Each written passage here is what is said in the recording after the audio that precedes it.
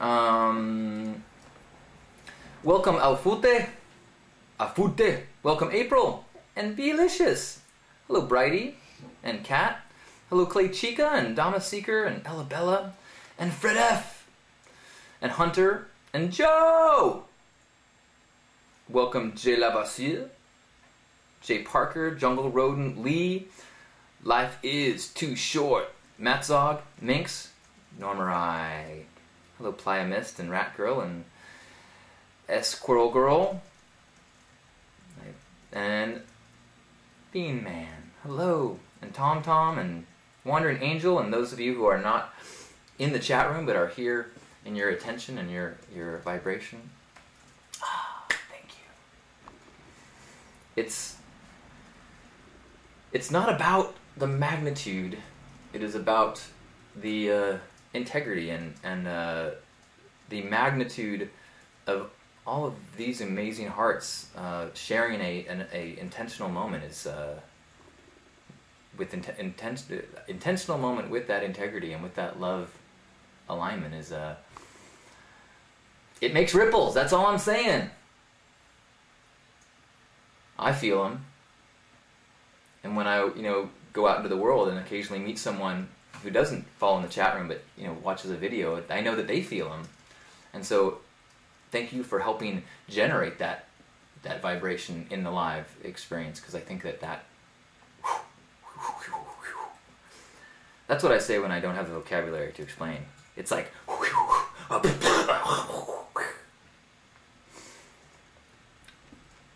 whose birthday is it? Ella! Happy birthday! Birthdays are good opportunities. They're like lap markers. You can kind of go, how am I doing? What's my pace like? Am I breathing heavy? Am I focused on the right things or the wrong things? Who's in my corner? All right. And then you can kind of recalibrate. Go, ooh, a little off track here. Or right on track. We're always right on track, but maybe we can be... It's always a process of recalibrating, realigning.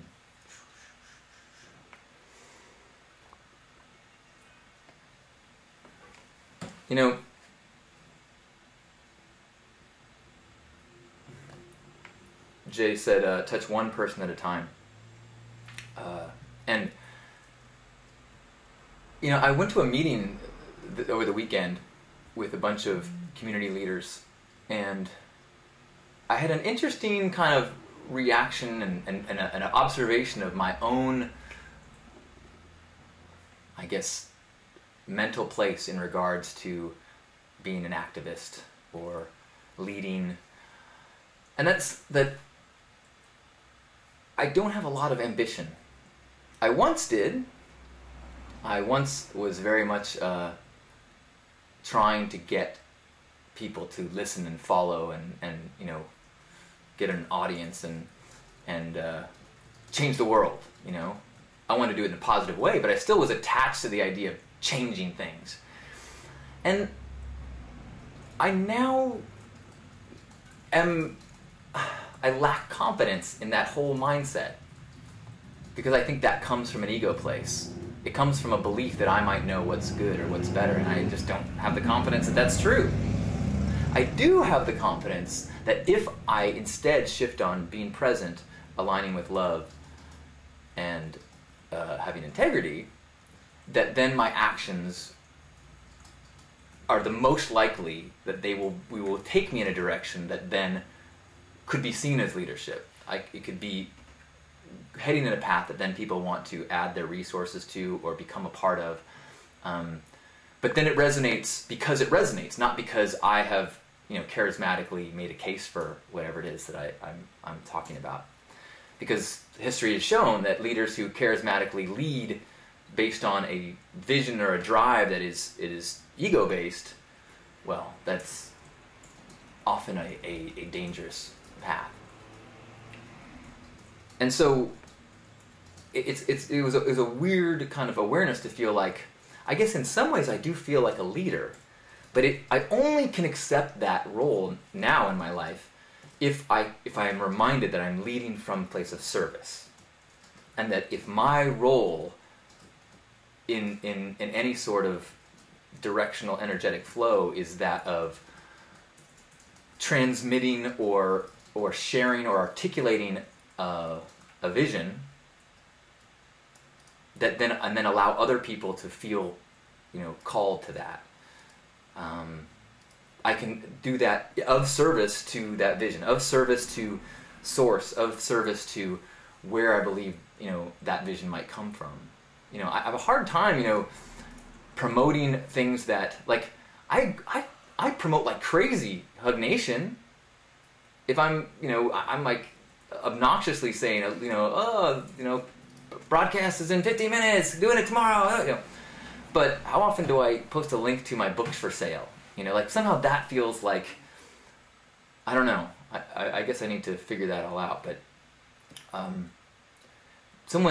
gave someone a DVD at Lucidity, and he was like, "Oh, look at that! Always promoting." And I was like, I have nothing to gain from giving this to you except increasing love. And he totally got it and was like, gave me a hug. But I had to kind of ask the question, like, what's my intention right now? Oh, I'm of service to love. And this is the way that I feel like I have been able to do it the most powerfully. Part of that is accepting that part of the effectiveness is of embracing my flamboyancy. I struggled for a while. How could I it's hard to be humble when you're bright pink. But maybe not. How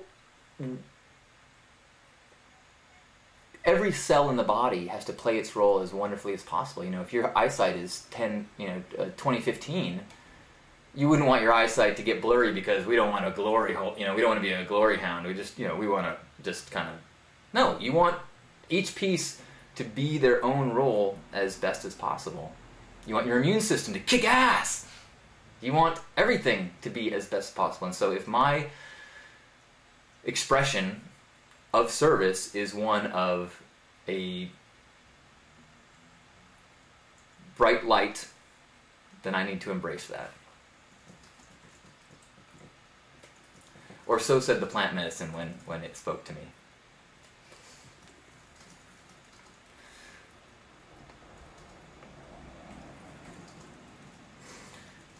Brighty says, if you only see darkness around you, then maybe you are the light for others. Interesting. You can also be a mirror and reflect light back, says Normarai.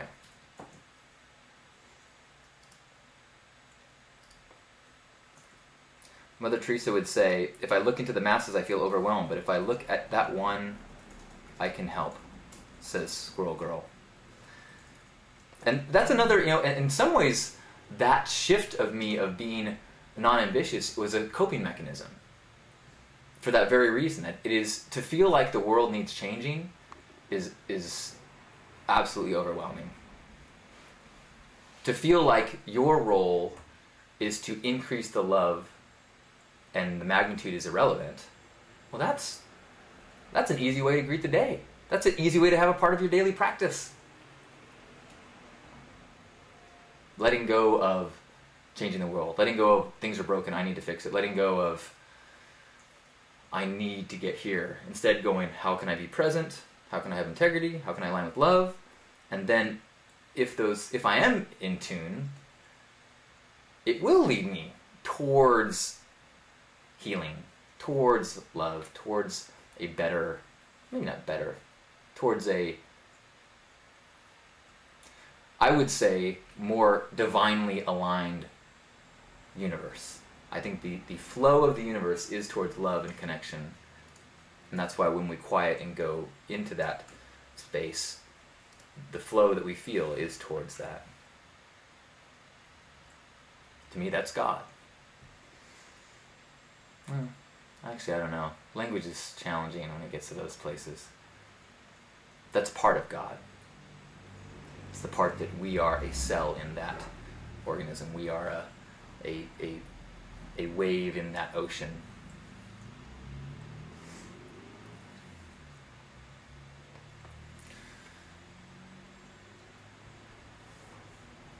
Plimus says, I'm overthinking things. Treat it like yoga. You know what feels right in that moment. So true.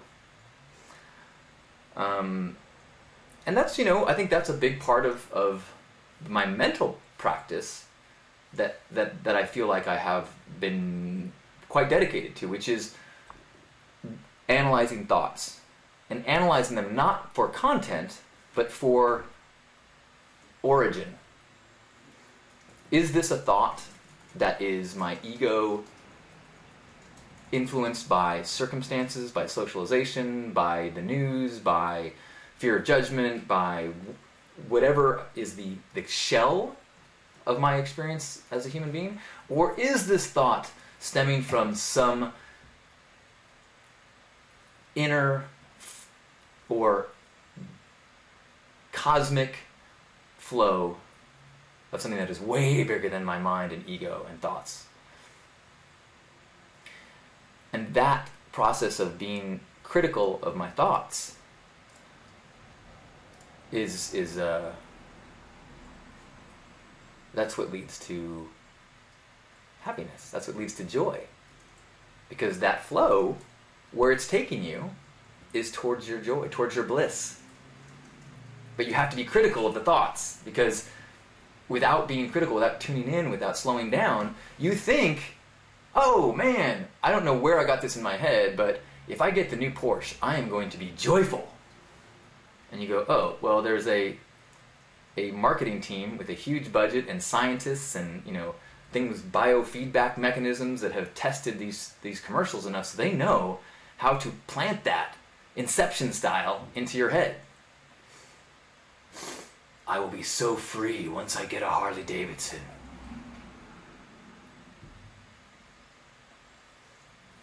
But when we start to go, where's that coming from? Oh, what I really want is to feel free. So if I take on $10,000 in debt, is that going to make me feel more free? I will have wind through my hair, and I do like that.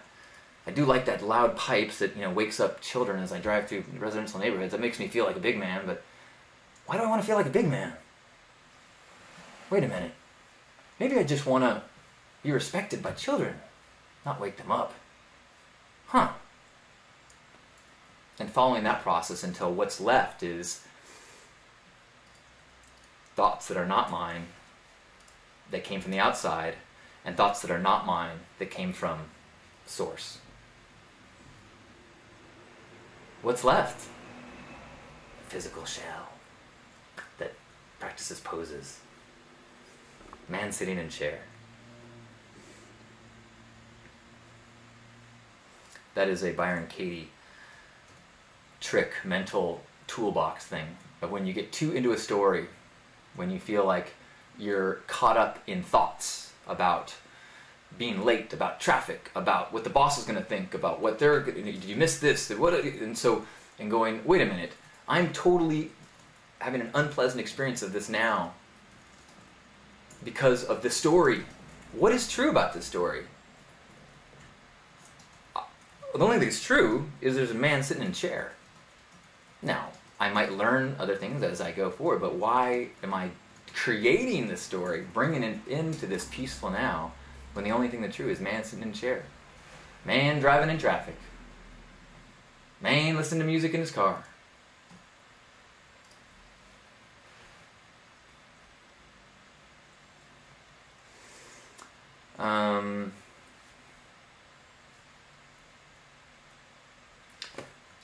It is 1:45.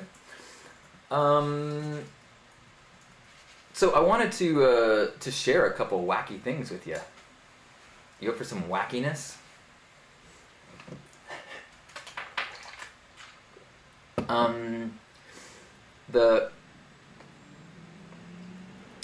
There's some last. Well, there's two of them. They're fun. We'll do. All right. So, and I may have seen this. I posted this already once online. On Tuesday night, I often, after doing 2 Hug Nations, I'm often just buzzing with creativity and energy and love, and I just feel so inspired. And so I will do, sometimes do little art projects or whatever.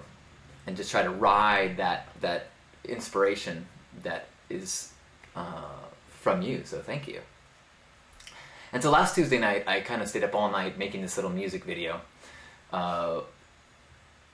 Partially because, you know, I've been doing this yoga and I'm feeling like, wow, my body, it feels so sexy. You know, I feel like I'm more limber. I'd kind of been settling into my age a little bit and feeling like, okay, I'm now 40, so you can't be expected to be quite as acrobatic in the bedroom, you know. I can't be expected to look as good. I can't be expected. So I was kind of settling into a little bit of being less physical, less fit, and feeling less sexy. Or at least less sexy in the physical way. I still feel pretty damn sexy. And so I've been shifting my sexiness into a non-physical, more of a, you know, mental, spiritual sexiness. But yoga gave me a little kick, and since it was late at night and I was all over the place, I decided, you know what? I'm going to do something that I used to do when I was in my late 20s, which is turn my video camera on, dance for the camera. And so this time I actually, while I was playing around, I heard a song on Pandora, downloaded the song, recorded some lyrics to go to the beat, and then made this kind of totally ridiculous music video. So I just want to share this expression right now. Which one? It's blonde brown braid.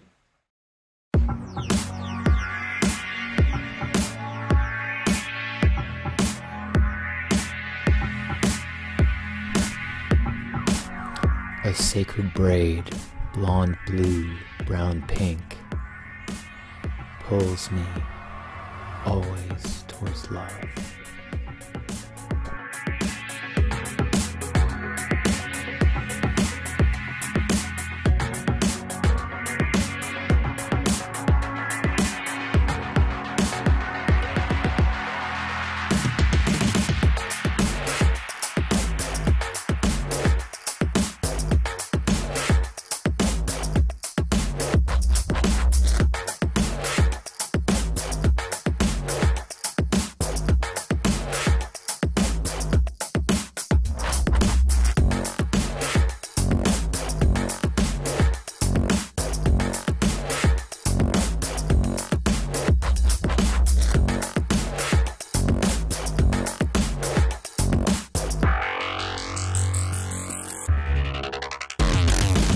Rockin' the brown, blonde, pink, blue braid. Rockin' the brown, blonde, pink, blue braid. Rockin' the brown, blonde, pink, blue braid.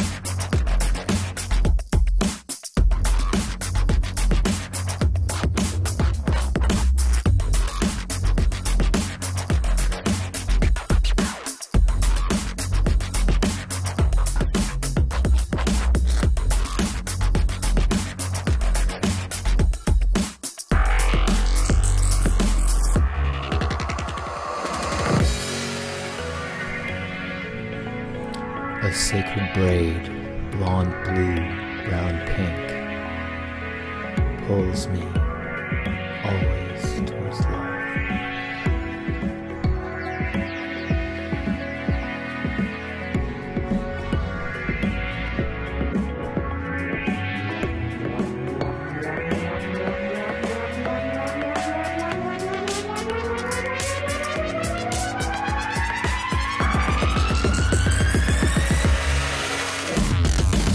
Rockin' the brown, blonde, pink, blue braid.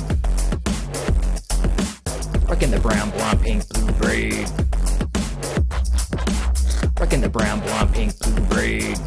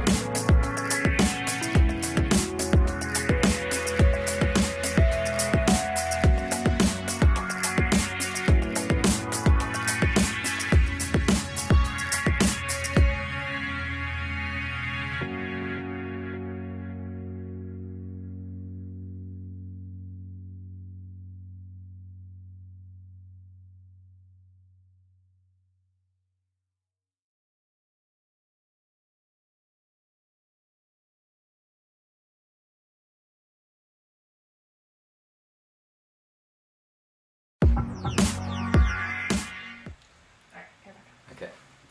All right. You know, just your basic Tuesday night, little silliness. So that was also one of the symptoms of this new kind of becoming more in tune with my body and more connected to my body. You know, a couple months ago I went to the Tribal Convergence mini festival, and if you remember afterwards, I was kind of shook up a little bit because I was given this reminder of how much I was out of touch with my body compared to the many people here. There's so many healers and yogis and Qigong practitioners and all these people that had this physical practice of hooping or poi and so as I was there, I was hit over the head with the gap in physical body connection. So now that I'm getting more into it, and look what's spilling out. The other video I wanted to share was so as I've been sharing, like the yoga beefcake shots that I put online because I was like, damn, look at me. And something about that, about sharing beefcake, it's an interesting thing because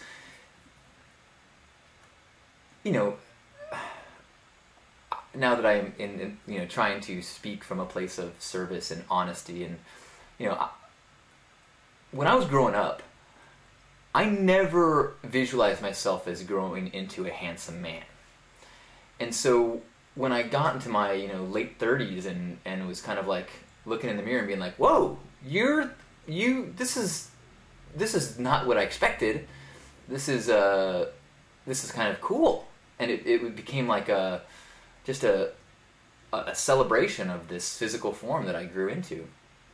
And I think a lot of that had to do with the mental, spiritual, the heart led the physical, but that's a different conversation.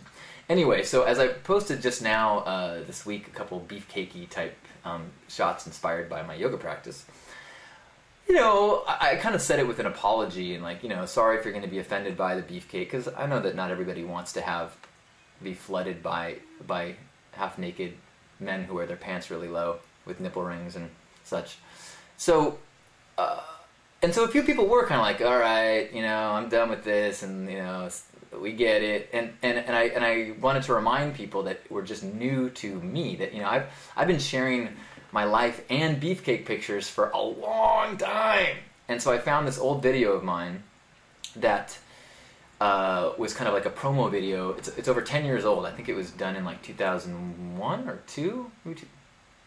No, it had to be. I don't know. It's old, but it shows a little bit of my history and how often I have always been shirtless.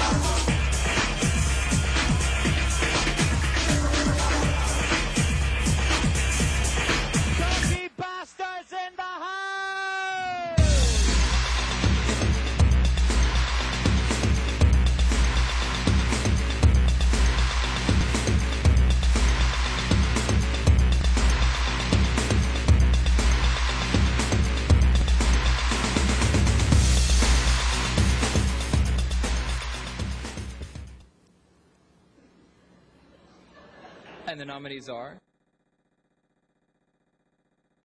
My name is Halcyon, and welcome to my digital playground. This is a playground where people all over the world play together. They laugh together. They comfort each other when they have tears. This is a real place. It exists. And I want to share it with the entire world, now more than ever. The world needs to connect with one another. Everybody was.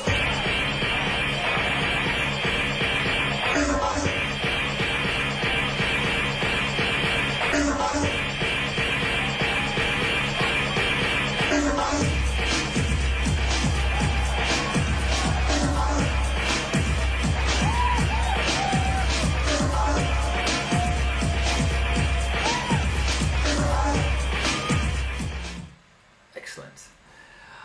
Silliness! So much silliness! Yeah, wow. It's you certainly couldn't make the argument that, well,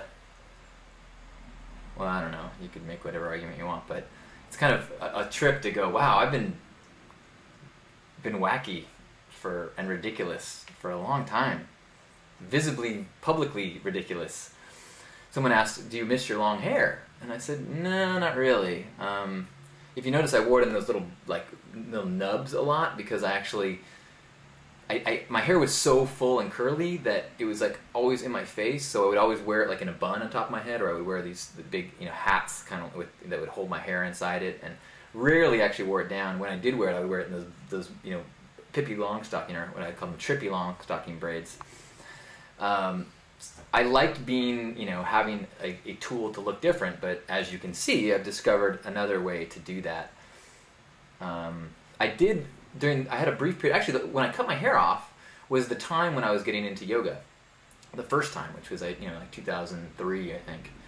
And so, cut my hair off, stopped grooming my body hair, got into yoga, and was actually miserable. At least from the sense of like feeling like a sense of self. I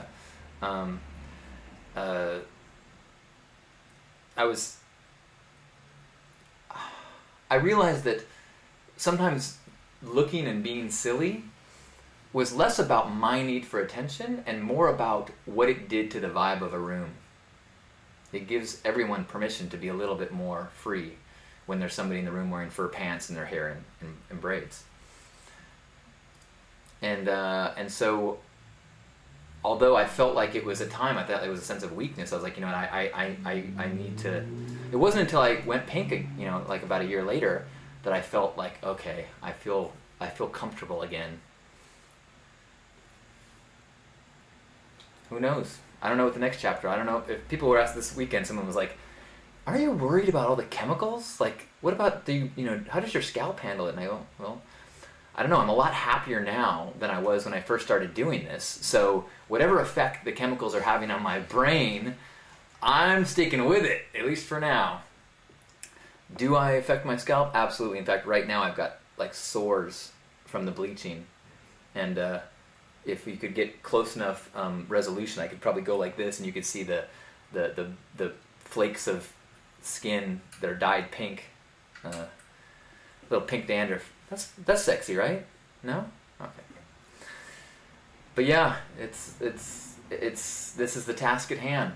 This is the challenge. This is the adventure of the now. And I will embrace. I will be present. I will align with love.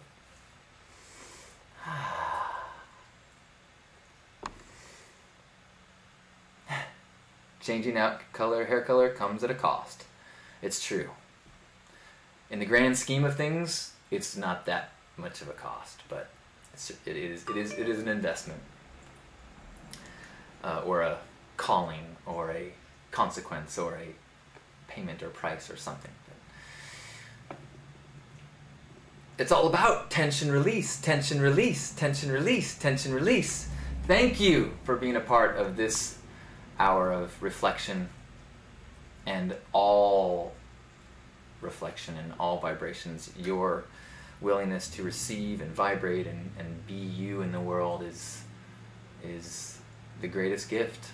The ripples you create are priceless and perfect and just right.